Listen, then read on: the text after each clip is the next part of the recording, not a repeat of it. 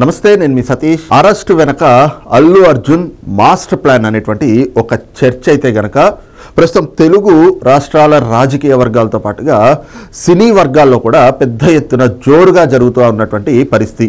మరి ఏమిటి ఆ మాస్టర్ ప్లాన్? అరెస్ట్ కావడం వల్ల అల్లు అర్జున్ తనకి తాను ఏం సాధించుకోవాలని చెప్పి ఈ మాస్టర్ ప్లాన్ వేశాడు. అసలు ఆ ప్లాన్లో ఉన్నటువంటి అసలు విషయం ఏమిటి అనేటువంటి అంశం ఒక్కసారి చర్చలోకి వెళ్తే వాస్తవంగా అందరికీ తెలిసిందే, గత కొద్ది కాలంగా అల్లు అర్జున్ అనేటువంటి వ్యక్తి అటు ఆ రాజకీయాల్లో కావచ్చు, ఇటు సినీ పరిశ్రమలో కావచ్చు, అనేక అంశాల్లో వివాదాలకు కేంద్ర బిందువుగా ఉన్నారు. తొలుతగా చూస్తే ఏదైతే ఆంధ్రప్రదేశ్లో మొన్న 2024 ఎన్నికలు, అసెంబ్లీ ఎన్నికలు ఏవైతే జరిగినాయో ఆ అసెంబ్లీ ఎన్నికల సమయంలో మరి ఆయన నంద్యాలలో అక్కడ ఏదైతే వైఎస్ఆర్ కాంగ్రెస్ పార్టీ అభ్యర్థిగా ఉన్నటువంటి శిల్పా రవిచంద్రారెడ్డి అనేటువంటి వ్యక్తి కోసం మరి ప్రచారానికి వెళ్ళి ఆ క్రమంలో కూడా ఒక వివాదానికి కేంద్ర బిందువు అయ్యారు. మరి అనుమతులు లేకుండా, అందులోనూ ఎన్నికల కోడ్ అమల్లో ఉన్నటువంటి సమయంలో ఆయన ఆ విధంగా ప్రచారానికి ఎలాంటి అనుమతులు తీసుకోకుండా రావటం, దానిపైన ఎన్నికల కమిషన్ కూడా సీరియస్ అయ్యి ఏదైతే ఒక కేసు నమోదు చేయడంతో పాటుగా కొంతమంది అధికారులపైన కూడా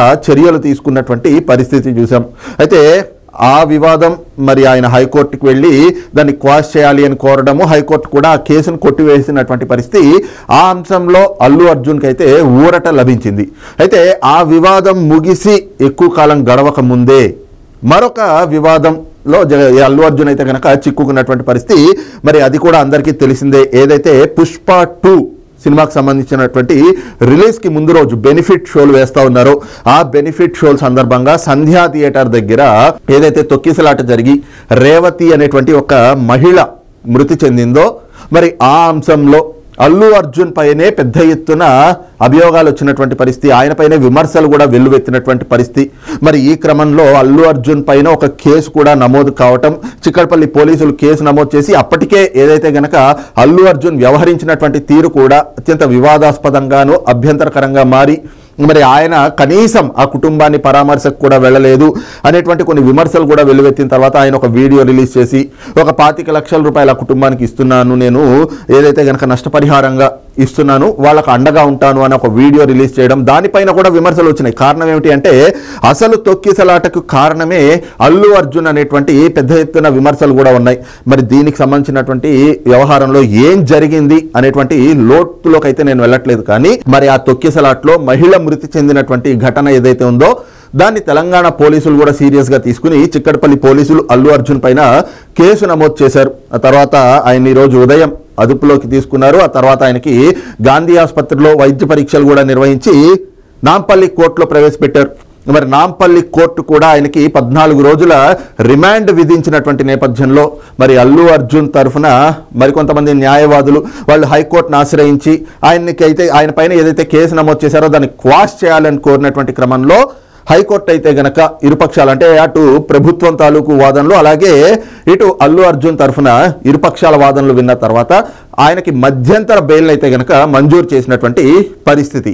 ఇది ఇప్పటి వరకు అల్లు అర్జున్ కేసులో జరిగినటువంటి పరిణామం. అయితే నిజంగా ఈ అరెస్టు వెనకాతల అల్లు అర్జున్ సాధించదలుచుకుంది ఏమిటి మరి అనేటువంటి ఈ అంశం పైన కూడా భిన్నమైనటువంటి అభిప్రాయాలు అయితే వ్యక్తమవుతా ఉన్నాయి. ప్రధానంగా చూస్తే మాత్రం మొదటిగా వస్తున్నటువంటి ఒక వాదన ఏమిటి అంటే ఏదైతే పుష్ప 2 అనేటువంటి సినిమాని మరి ఆ సినీ వర్గాలు కావచ్చు, లేదంటే కనుక ఆ చిత్ర యూనిట్ కానీ లేదా అల్లు అర్జున్ కానీ చాలా ప్రెస్టీజియస్గా తీసుకున్నారు. దాదాపు ఈ సినిమా రిలీజ్కి ముందే ఆయనకు సంబంధించినటువంటి రెమ్యూనరేషన్ పైన కూడా పెద్ద ఎత్తున ప్రచారాలు జరిగినాయి. దాదాపు 300 కోట్ల రూపాయలు ఆయన ఈ సినిమా ద్వారా తన రెమ్యూనరేషన్గా రాబట్టుకోవాలనేటువంటి సంకల్పంతో ఉన్నారు అని. మరి అంత పెద్ద మొత్తంలో ఒక హీరోకే రెమ్యూనరేషన్ 300 కోట్ల రూపాయలు వస్తూ ఉంటే మరి ఆ సినిమా కలెక్షన్లు ఏ స్థాయిలో ఉండాలి? కాబట్టి ఆ స్థాయిలో ప్రస్తుతానికైతే ఇటీవల కాలంలో అంత పెద్ద ఎత్తున కలెక్షన్లు వచ్చి ఒక హీరోకి అంత రెమ్యూనరేషన్ రావాలి అంటే దాదాపు ఒక 2 నుంచి 3 వేల కోట్ల రూపాయల వరకు కూడా బిజినెస్ అవ్వాలి. మరి ఆ స్థాయిలో అయితే గనక ఊహించిన స్థాయిలో ప్రస్తుతం సినిమాకి సంబంధించి బిజినెస్ అవ్వట్లేదు. ఓకే, పుష్ప 2 అనేటువంటి సినిమా బాగుంది, దాన్ని ప్రజలు ఆదరిస్తున్నారు. మరి ఆ సినిమాకి సంబంధించినటువంటి అంశంలోకి వెళ్ళట్లేదు, కానీ ఆ సినిమాకి సంబంధించినటువంటి కలెక్షన్లు అయితే వాళ్ళకి ఆశించిన స్థాయిలో రావట్లేదు. కాబట్టి ఈ కేసులో అల్లు అర్జున్ గనక అరెస్ట్ అయ్యి జైలుకు వెళ్ళినా, లేదు కనీసం అరెస్ట్ వరకు తన వ్యవహారం వెళ్ళినా, ఎలాగో అలా బయటకైతే వస్తాను కానీ ఆ అరెస్ట్ అయ్యాడు అనేటువంటి సింపతి అభిమానుల్లో వర్కౌట్ అవుతుంది. ఆ వర్కౌట్ అవ్వడం వల్ల సినిమాకి మళ్ళీ కలెక్షన్లు కూడా మళ్ళీ పుంజుకుంటాయి. ఇప్పుడు వచ్చినటువంటి కలెక్షన్ల కంటే కూడా ఇంకా ఎక్కువ కలెక్షన్లు వచ్చేటువంటి అవకాశం ఉంటుంది అనేటువంటి ఒక ఆలోచనతోటే ఆ ఆలోచన చేశారు. కాబట్టే అసలు ఈ తొక్కిసలాట జరిగి ఒక మహిళ చనిపోయిన తర్వాత దాదాపు 10 రోజులు గడుస్తూ ఉంది. ఇప్పటికీ 10 రోజులు కావస్తున్నటువంటి క్రమంలో మొదటి నుంచి కూడా ఈ వ్యవహారంలో, ఈ సంఘటనలో అల్లు అర్జున్ పైన కేసు నమోదు చేయాలని, ఆయన్ని అరెస్ట్ చేయాలి అంటూ పెద్ద ఎత్తున డిమాండ్లు వస్తూ ఉంటే, మరి అల్లు అర్జున్ లేదా అల్లు అరవింద్ ఫ్యామిలీ, గీతా ఆర్ట్స్ కానీ, లేదంటే కనుక మెగా ఫ్యామిలీ అంటే వాళ్ళేం చిన్న స్థాయి వ్యక్తులు కాదు కదా. వాళ్ళకి పర్సనల్ లాయర్లు ఉంటారు. వాళ్ళ దగ్గర నుంచి లీగల్ ఒపీనియన్ తీసుకోవచ్చు. నిజంగా కేసు నమోదయ్యేటువంటి అవకాశం ఉంటే దానికి ముందు జాగ్రత్త చర్యలు కూడా తీసుకుంటారు. ఇవాళ రేపు మనం రాజకీయ నాయకులనే చూస్తూ ఉన్నాం. ముందస్తు బెయిల్ అని చెప్పేసి వాళ్ళ మీద కేసు నమోదైనా అవ్వకపోయినా అరెస్టు చేస్తారనేటువంటి అనుమానాలతోటి కూడా వాళ్ళైతే గనక ముందస్తు బెయిల్ అని చెప్పేసి కోర్టులను ఆశ్రయిస్తున్నటువంటి పరిస్థితి. మరి ఈ క్రమంలో అల్లు అర్జున్ మరి ఆయనేం చిన్న స్టార్ కాదు, ఐకాన్ స్టార్, ఒక పెద్ద హీరో. ఈ రోజున ఉన్నటువంటి సినీ పరిశ్రమలోని అగ్ర హీరోల్లో ఆయన కూడా ఒకడు. మరి అలాంటి వ్యక్తికి లీగల్ అడ్వైస్లు ఇచ్చేటువంటి లాయర్లు ఉండరా? మరి వాళ్ళ అడ్వైస్ ఇవ్వరా? అంటే ఖచ్చితంగా ఈ అంశం ఆయనకి తెలిసే ఉంటుంది. అరెస్టు చేసేదాకా ఈ వ్యవహారం వెళ్తుంది అని ఆయనకు తెలిసినా కూడా కావాలనే అల్లు అర్జున్ ముందస్తు బెయిల్కి వెళ్ళలేదు. ముందస్తు బెయిల్కి వెళ్ళుంటే ఖచ్చితంగా A11గా ఉన్నారు కాబట్టి ఈ కేసులో ఆయనకు ముందస్తు బెయిల్ వచ్చుండేది. ఆ వచ్చుంటే గనక ఆయన ఈ రోజున ఇలా అరెస్ట్ అయ్యేటువంటి పరిస్థితి కూడా ఉండదు. కేవలం విచారణకు మాత్రం హాజరవ్వాల్సినటువంటి పరిస్థితి ఉండేదేమో. అయినా కూడా అరెస్ట్ అవ్వడం ద్వారా సింపతి తెచ్చుకుని అభిమానుల్ని మళ్ళీ థియేటర్లకి తీసుకురావాలి.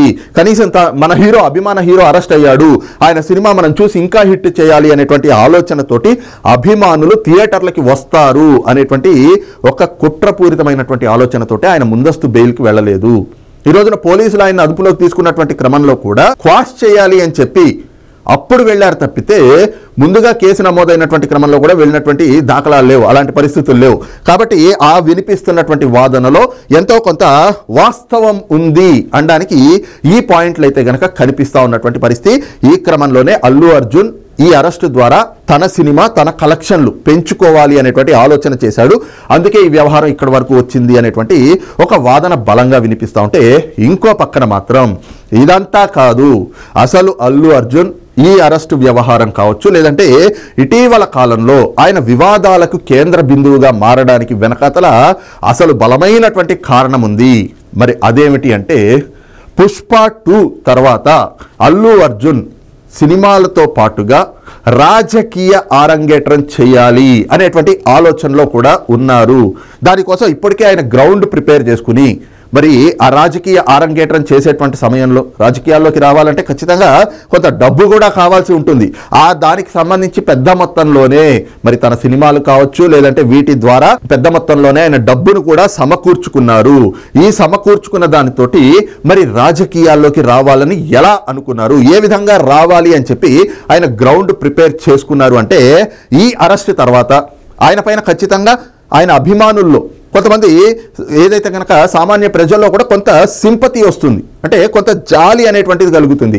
అరే అంత పెద్ద హీరో, అంత అగ్ర హీరోల్లో ఒకడైనటువంటి అల్లు అర్జున్ లాంటి వ్యక్తి ఇలా అరెస్ట్ అయ్యారా, అయ్యో పాపం కదా అనుకునేటువంటి వాళ్ళ సంఖ్య అభిమానుల్లో కూడా ఖచ్చితంగా దీనికి సంబంధించి ఒక చర్చ జరుగుతుంది. కాబట్టి ఈ చర్చ జరిగిన దాన్ని తనకి అనుకూలంగా మలుచుకోవాలి. ఆ మలుచుకోవడం కూడా ఏ విధంగా, మరి డైరెక్ట్గా రాజకీయాల్లోకి ఎంట్రీ చేసేస్తారా అంటే డైరెక్ట్గా కాదు.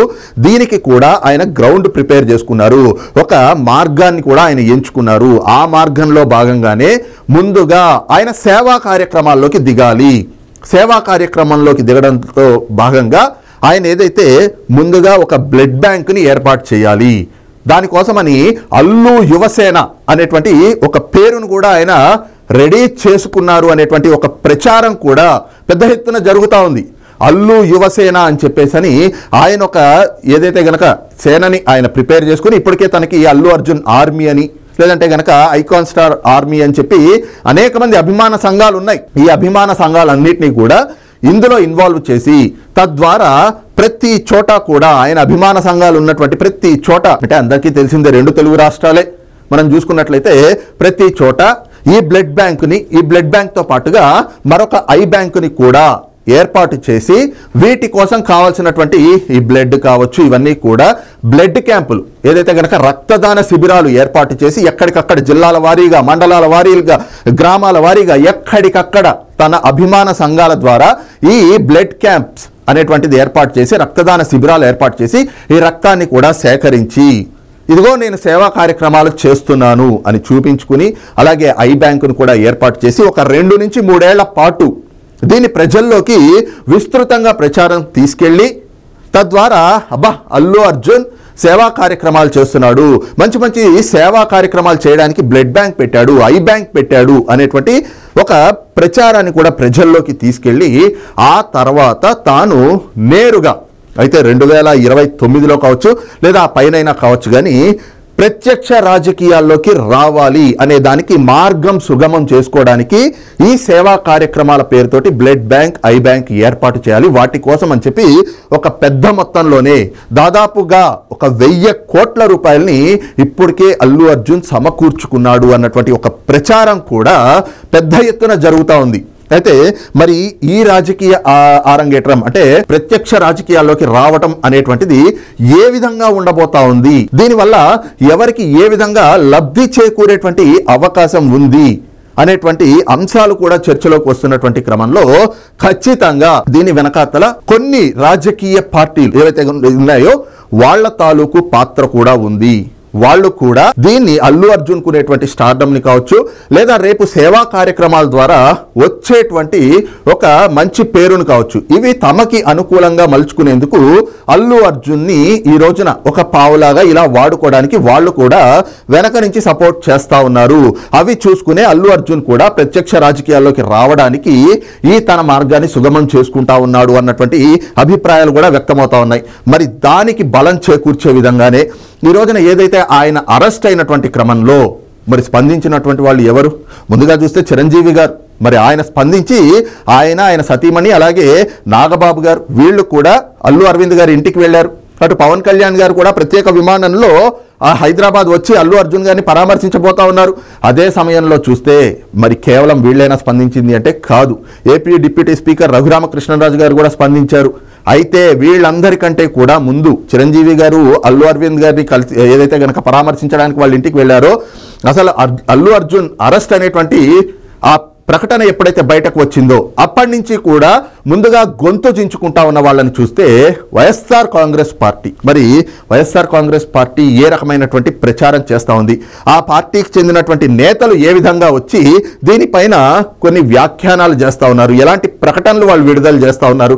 అలాగే తెలంగాణలో కూడా అధికారం కోల్పోయినటువంటి బీఆర్ఎస్ పార్టీ, ముఖ్యంగా ఆ పార్టీ వర్కింగ్ ప్రెసిడెంట్ గా ఉన్నటువంటి కేటీఆర్ ఆయన చేసినటువంటి వ్యాఖ్యలు చూస్తే మాత్రం ఎస్ అల్లు అర్జున్ ని పావుగా తనకున్నటువంటి ఇమేజ్ ని రాబోయేటువంటి రోజుల్లో ఆయనకి రాబోయేటువంటి ఒక గుడ్ విల్ ని కూడా తమకి అనుకూలంగా మలుచుకునేందుకు ఇప్పటి నుంచే కొన్ని రాజకీయ పక్షాలు అయితే గనక కుట్రలు ప్రారంభించేసినాయి.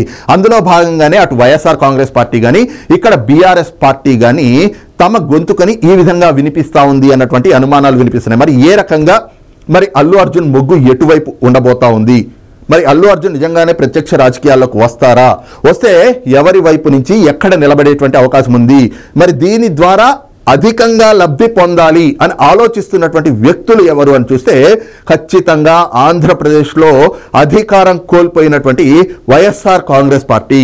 ఎందుకు అంటే అల్లు అర్జున్కి సంబంధించినటువంటి స్నేహితుడు శిల్పా రవిచంద్రారెడ్డి ఎవరైతే ఉన్నాడో ఆయన ద్వారానే వైఎస్ఆర్ కాంగ్రెస్ పార్టీ కూడా ఒక చక్రం తిప్పాలి.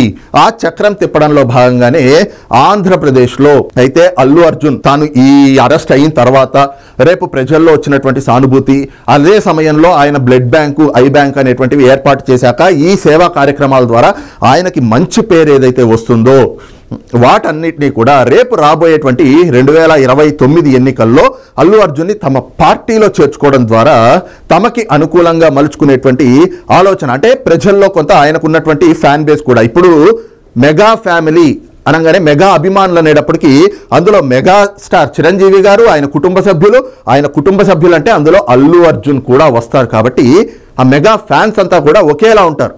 అందరూ కూడా ఐక్యతతో ఉంటారు.